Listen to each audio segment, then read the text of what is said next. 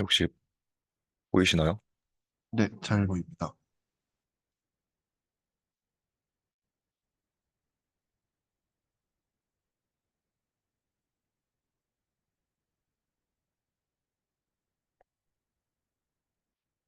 그럼 발표 시작하겠습니다. 안녕하세요. 그 GPT 비츠 디퓨전이라는 제목으로 가져와 봤는데, 이제 논문에 대해서 간략하게 소개하는 시간이 될 것 같고요. 제목은 이렇지만, 이제 비주얼 오토 리그레시브 모델링이라는 이제 올해 4월에 나온 논문을 가지고 발표를 하고자 합니다. 제가 이 논문을 오늘 간략하게 소개드리고자 하는 이유는 제가 이제 연구실에서 디퓨전 연구를 하고 있는데 이제 박사님이 이제 저희 연구실 박사님이 논문을 하나 전체 방에 추천을 해주셨는데 거기서 이제 GPT 비트 디퓨전이라는 되게 이목이 끌리는 GitHub 글을 가져오셨더라고요. 그래서 어떤 건가 하고 확인해 보니까 이 논문이 이제 디퓨전과 다른 오토 리그레시브 모델을 가지고 이제 더 좋은 성능과 더 빠른 인퍼런스 타임을 보이고 뭐 LLM에서의 스케일링 러와 같은 어떤 좋은 프로퍼티를 보이기 때문에 이 논문이 화제가 됐다라고 소개를 해주셔서 저도 이제 흥미가 생겨서 이 논문들을 찾아보면서 이제 이미지를 생성을 할 때 오토 리그레시브 모델이 어떻게 예측을 하는지에 대해서 좀 공부를 하게 됐고 또 재밌는 점들이 몇 가지 있어서 이 논문을 소개하고자 이 세미나에서 가져오게 됐습니다. 네, 그래서 우선 VAR에 대해서 간략하게 소개를 드리자면 일단은 왼쪽 이미지가 이제 논문의 인트로덕션에서 딱 저자들이 보여준 이미지인데요.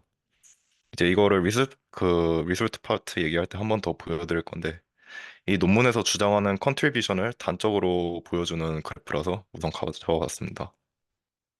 네, 인프런스 타임이나 이밸루에이션 매트릭, FID 스코어 측면에서도 이제 이제 최근에 가장 이미지 생성에 많이 쓰이는 디퓨전 트랜스포머보다 좋은 성능을 보이고 이 DIT와 달리 스케일링 러도 성립하다는 것을 보여준다고 볼 수 있습니다. 네, 그래서 이제 오른쪽 이미지로 가면 VAR 모델의 가장 큰 특징이라면 기존 이미지 제너레이션에 쓰이는 이 오토 리그레시브 모델과 달리 토큰이 이미지 패치가 아닌 특정 레솔루션의 피처 맵이 돼서 이 특정 T 스텝에서는 첫 번째부터 T-1 스텝의 다양한 레솔루션의 피처 맵을 기반으로 넥스트 스케일 피처 맵을 예측하게 된다. 이 부분이 가장 기존의 AI 모델과 다른 큰 특징일 것 같습니다.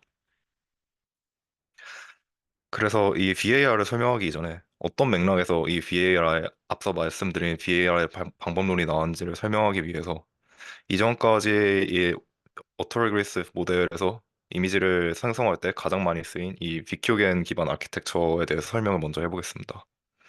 우선 이전까지의 오토리그레시브 모델은 투 스테이지 프레임워크를 갖고 있었는데요. 이 AR 모델이 하이 레솔루션 이미지 제너레이션을 하려면 이제 뭐 256 바이 256이나 512 바이 510이나 이런 어마어마한 시퀀셜 프로세스가 인퍼런스 타임 때 요구되기 때문에 이렇게 투 스테이지 프레임워크로 나눠서 첫 번째 스테이지의 이 그림과 같은 비큐겐 아키텍처를 먼저 학습을 시키고 그 다음에 두 번째 스테이지에 이제 디코더 올리 트랜스포머 같은 제너레이션 모델을 학습시키자라는 기조로 가고 있었습니다. 그래서 비큐겐에서는 이 퀀타이즈드 오토 인코더를 통해서 저희가 이미지에서 뽑은 레이턴트 피처 맵 H by W by C를 이제 디스크리트 토큰 Q, H by W by 1으로 이 코드 인덱스 맵으로 변화를 하게 됩니다. 이 퀀타이저는 이제 러너블랑 코드북인데 러너블랑 코드북 Z로 표현이 가능하고 이 Z는 이제 C 디멘셔널 벡터 B개를 가지고 있고요. 그다음에 이 퀀타이제이션은 피처 벡터 F가 있으면 이 L2 디스턴스로 기반을 해서 가장 가까운 코드북상에 어떤 코드북 임베딩 Q와 매칭을 해가지고 이 코드 인덱스를 ZQ에 퀀타이제이션을 시키게 됩니다. 그래서 이 코드북 인덱스를 기반으로 다시 룩업 과정을 거쳐가지고 레이턴트 피처 맵으로 리컨스트럭션을 하고 이것을 디코더로 통과를 시켜서 이미지를 리컨스트럭션을 하고 그 다음에 비큐겐에서는 이 CNN 디스크리미네이터를 추가를 해서 다시 이 픽셀 단위로 이미지가 리얼인지 페이크인지를 판단하게 됩니다. 그래서 전체 로스는 이 이미지의 어떤 리컨스트럭션 로스 텀하고 그 다음에 LPips와 같은 퍼셉추얼 로스하고 그 다음에 이 개인에서 쓰이는 디스크리미네이티브 로스 텀을 추가해서 로스 텀이 구성이 되게 됩니다. 이걸로 이제 스테이지 1에 있는 프레임워크를 학습을 시키게 되고요. 그래서 이걸 학습시킨 후에 스테이지 2의 트랜스포머를 기반으로 트랜스포머 네트워크를 저희가 만든 코드북 인덱스를 통해서 그게 이제 트랜스포머 디코더 올리 트랜스포머의 토큰 맛 오토 리버스하게 토큰으로 들어가서 이미지를 생성을 하게 됩니다. 그래서 트레이닝과 샘플링 과정으로 다시 나눠서 말씀을 드리면 우선 스테이지 1 비큐겐의 인코더 디코더하고 코드북을 학습을 시키고요. 그 다음에 이 코드북의 디스크리트한 코드 인덱스를 이제 레터 스캔 오더로 이제 플래튼을 시키고 이거를 이제 오토 리그레시브 트랜스포머 디코더에 인풋으로 넣어서 이전 코드 인덱스들을 기반으로 다음 코드 인덱스를 예측을 하게 됩니다. 다시 말하면 이제 K-1번째 토큰까지가 주어졌을 때 K번째 토큰의 라이클리후드를 예측하는 오토 리그레시브한 태스크로 포뮬레이션을 이렇게 간단한 문제로 포뮬레이션을 하게 되고요. 이렇게 포뮬레이션을 하게 되면 이 각 스텝에 이전 토큰들의 라이클리후드를 곱하기만 하면 이제 마지막 스텝에서는 전체 시퀀스 데이터의 라이클리후드를 구할 수 있는 쉬운 문제로 포뮬레이션이 됩니다. 여기까지가 이제 트레이닝 과정이고요. 샘플링 과정에서는 이미지 제너레이션은 에는 이제 인퍼런스 과정에는 이제 스테이지 2의 그 디코더 올리 트랜스포머 급과 그다음에 스테이지 1 비큐겐의 디코더가 쓰이게 됩니다. 그래서 오토 리그레시브 디코더로 코드 시퀀스를 생성을 하면 이 비큐겐의 디코더가 이제 코드북을 통해서 코드 시퀀스를 2D 레이턴트 피처로 리쉐입을 하고 그 다음에 디코더를 통과를 해서 이미지 리컨스트럭션을 하게 됩니다. 네, 여기까지가 이제 이전까지 가장 많이 쓰인 비큐겐의 어떤 학습과 인퍼런스 방식이고요. 그래서 2021년에 나온 다리의 기본 아키텍처도 이 구조를 채택을 하고 있습니다. 근데 앞서 말씀드린 이 기존의 AR 모델의 문제가 토커나이제이션을 하고 그 다음에 그 인덱스들을 플래튼을 하게 되는데 이 VAR 논문에서는 이게 크게 세 가지 문제점을 가지고 있다라고 주장하고 있습니다. 첫 번째는 이제 Mathematical Premise Violation인데 이거는 이제 이미지 피처 맵은 본질적으로 바이다이렉셔널 코릴레이션이 있기 때문에 이제 이거를 플래튼해서 프리픽스에만 의존해가지고 오토 리그레시브하게 제너레이션을 해야 된다라는 유니다이렉셔널 가정과 상충이 된다라고 말을 하고 있고요. 그 다음에 두 번째 스트럭처럴 디그레데이션은 이 플래트닝을 하는 과정에서 이 이미지 피처 맵의 스파셜 로컬리티가 파괴된다. 그 다음에 세 번째는 이 n 곱하기 n의 어떤 이미지 토큰을 플래튼해서 오토 리그레시브하게 생성을 하면 5의 n제곱의 스텝이 발생하고 그 다음에 타임 컴플렉시티 측면에서도 5의 n의 6제곱의 코스트가 발생한다라고 얘기를 하고 있습니다. 왜 5의 n의 6제곱의 코스트가 발생을 하냐면 n제곱의 스텝을 통해서 시퀀셜하게 오토 리그레시브하게 토큰들을 생성을 하게 되고 그 다음에 셀프 어텐션 트랜스포머를 쓴다고 가정을 했을 때 n 곱하기 n의 어떤 시뮬러리티를 계산을 되기 때문에 즉 n제곱의 스텝을 각 스텝마다 n제곱의 그 시뮬러리티를 계산을 한다라고 가정을 했을 때 등차 수열의 합공식을 쓰면 이제 저희가 흔히 아는 그 6분의 1분의 n 플러스 1, 2n 플러스 1 그 공식을 그대로 가져오면 5의 n 그러면 제가 아까 말씀드린 공식에 n이 n제곱 거기에 n제곱을 넣게 되면 결과적으로 n의 6승이라는 컴퓨테이셔널 코스트가 발생을 하게 됩니다. 그래서 이 논문의 저자들은 이거를 토큰을 이미지 패치 단위로 넣지 말고 네, 토큰 맵 자체를 레솔루션 단위로 토큰 맵 자체를 예측을 하게 되면 이제 이 문제들을 해결할 수 있다고 하는데요. 일단은 토큰 맵 유닛을 예측을 하게 되면 우선은 플래트닝 과정이 없기 때문에 스파셜 로컬리티가 일단 보장이 되고 그 다음에 다음 스케일의 넥스트 스케일의 피처 맵을 예측을 하기 때문에 어 T-1 스텝의 토큰 맵의 어떤 픽셀들과 T 스텝의 토큰 맵의 픽셀들이 전부 다 연관성을 가지기 때문에 이 바이다이렉셔널 어썸션도 보장이 된다고 합니다. 그 다음에 타임 컴플렉시티 측면에서도 더 효율적이라고 저자들은 얘기를 하고 있는데요. 이 식을 간단히 말씀드리면 저희는 이제 레솔루션 시퀀스 이 K개의 레솔루션 시퀀스를 저희가 정의를 해야 되는데 이제 가장 큰 레솔루션의 토큰 맵을 n이라고 가정을 했을 때 저희가 n 언더바 k를 다 이제 a 언더바 k를 다음과 같이 정의를 a의 k 마이너스 1 승으로 정의를 할 수가 있습니다. 이때 a는 1보다 크다고 가정을 해야 이 가정이 성립이 되고요. 그래서 그러면 이제 k번째 오토 리그레시브 제너레이션을 생각을 해보면 이제 r 언더바 k까지 토큰 맵의 토큰 전체 토큰 개수는 이 등비수열 합공식에 의해서 이제 이 위쪽에 두 번째와 같이 결과가 나오게 됩니다. 그리고 이게 저희가 이미지니까 n 제곱으로 이미지니까 피처 맵이 n 바이 n으로 들어가기 때문에 이거를 제곱한 것을 다시 저희가 등차 수열의 합공식으로 전체 타임 콤플렉시티를 계산을 하게 되는데요.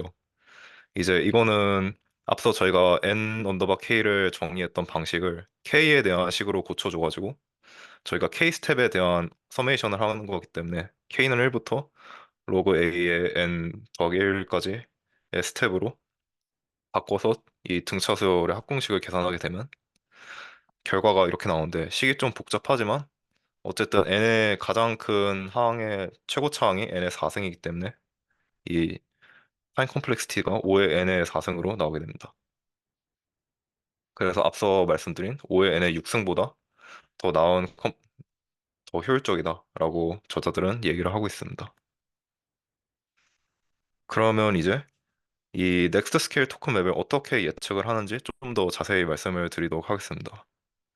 이거를 이 넥스트, 우선은 저자들이 이 알고리즘을 설명하기 앞서서, 빅큐겐과 같은 아키텍처를 채택을 하지만, 저희가 이제 토큰 맵 단위로, 스텝마다 토큰 패치가 아니라 토큰 맵 단위로 예측을 해야 되기 때문에, 멀티 스케일 퀀타이제이션 레이어를 추가를 했다고 말을 하고 있고요. 그 다음에 이 알고리즘의 아홉 번째 줄에 보시면 이제 파, 파이 K가 보이는데 이 부분이 이제 레시듀얼 스타일 디자인이라고 얘기를 하고 있는데요. 이 레시듀얼 스타일 디자인을 선택을 하면 이제 경험적으로 더 나은 성능을 보였다라고 얘기를 하고 있습니다. 그러면 이 알고리즘을 선택하기 앞서서 이 레시듀얼 스타일 디자인이 어떤 건지에 대해서 설명을 드리도록 하겠습니다. 이거는 이제 2022년에 발표된 이제 카카오브레인하고 포스텍에서 발표된 이제 RQVA라는 논문에서 사용한 방식인데요.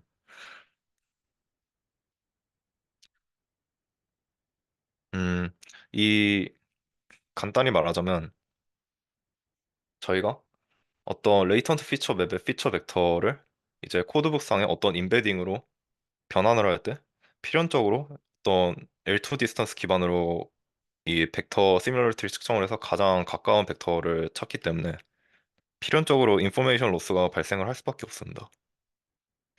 그래서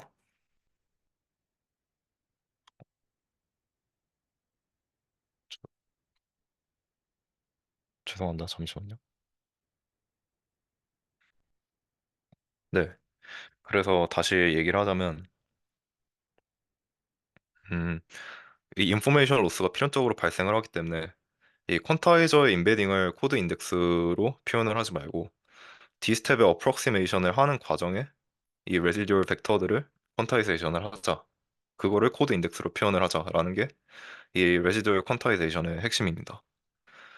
그래서 이 저희가 퀀타이제이션 하고자 하는 이 Z 벡터, Z 피처 벡터에 대한 어프록시메이션을 할 때 일단 처음은 이 앞서 말씀드린 퀀타이제이션, 기존 퀀타이제이션과 동일하게 이 엘트 디스턴스로 측정을 해서 인베딩 벡터를 찾습니다. 그게 이제 이 그림의 EK 언더바 1이고요. 이 Z와 EK 언더바 1의 사이에 무조건 레지듀얼이 있을 거기 때문에 이거를 이제 저희가 D 스텝으로 규정을 하면 뭐 예를 들어서 D는 그림과 같이 D는 4라고 정의를 하면 두 번째 스텝에서는 이 레지듀얼을 퀀타이제이션을 이 레지듀얼에 대한 퀀타이제이션을 또 하면 이 K 언더바 2가 나올 것이고 이거를 D 스텝으로 반복을 하면서 이 결국에는 이 EK 언더바 1, 2, 3, 4 다 어떤 코드북 상에 있는 인베딩 벡터이기 때문에 이거를 이제 코드 인덱스로 표현을 하는 거고요. 그래서 인베딩 그래서 저희가 레이턴트 피처 벡터 하나당 D개 이 코드북 코드 인덱스를 저희가 표현을 하게 되고 나중에 뭐 리컨스트럭션을 할 때 이 D개 벡터들을 다 더하면 좀 더 기존의 레이턴트 피처 벡터와 가까운 어떤 어프록시메이션이 가능하게 돼가지고 더 좋은 성능을 낼 수 있다라고 볼 수 있습니다. 즉 다시 말하면 K 여기 라지 K 사이즈 코드북에 이제 D 스텝의 레시듀얼 퀀타이제이션을 하면 이 전체 벡터 공간을 코드북 공간으로 클러스터링을 한다고 생각을 할 수가 있죠. 그러니까 벡터 공간을 이 K의 D승의 벡터로 클러스터링을 하게 되는 겁니다. 그래서 이 코드북 사이즈는 고정을 하고 왜냐면 코드북 사이즈를 엄청 높이면 이 메모리성에 올라가는데 오버헤드가 너무 많이 발생하기 때문에 코드북 사이즈를 고정을 하고 이 뎁스를 좀 늘리게 되면 어, 어떤 컴퓨테이셔널 오버헤드가 거의 없이 익스포넨셜하게 이 더 풍부하게 피처 벡터를 표현을 할 수가 있다라는 게 이 방법론의 장점입니다.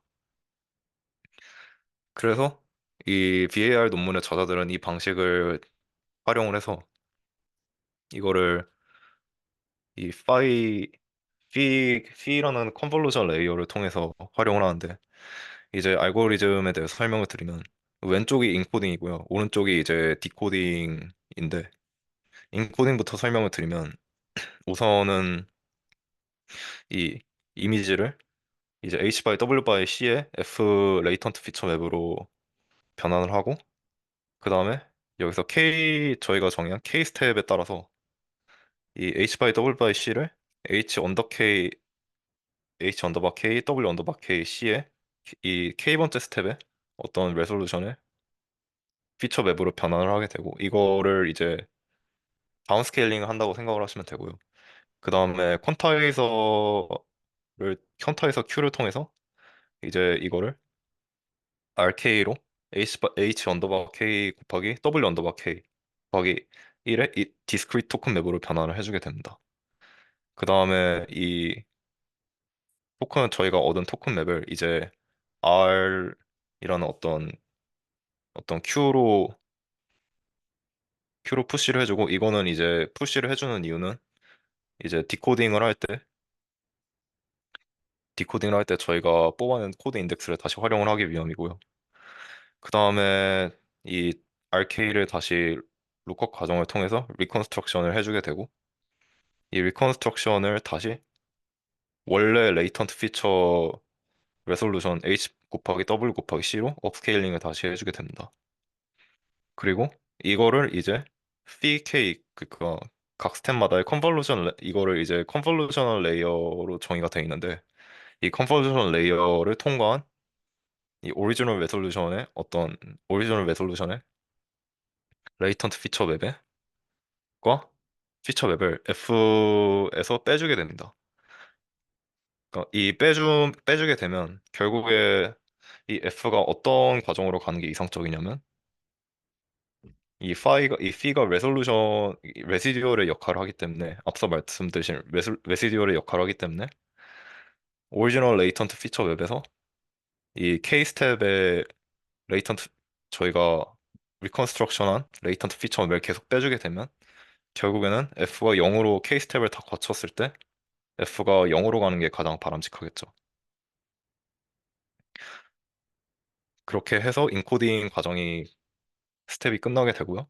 그 다음에 디코딩 스텝은 이제 저희가 리컨스트럭션할 F 햇을 0으로 처음에는 0으로 리컨스트럭션을 하게 되니까 이 F 햇에 점점 F 햇에서 레시더를 점점 더해줘가지고 리컨스트럭션 이미지 원래 이미지로 리컨스트럭션을 시켜줄 거기 때문에 F 햇은 0으로 정의를 하고 그 다음에 여기서도 이제 K 스텝을 반복을 해서 이제 인코딩에서 했던 것과 똑같이 이 저희가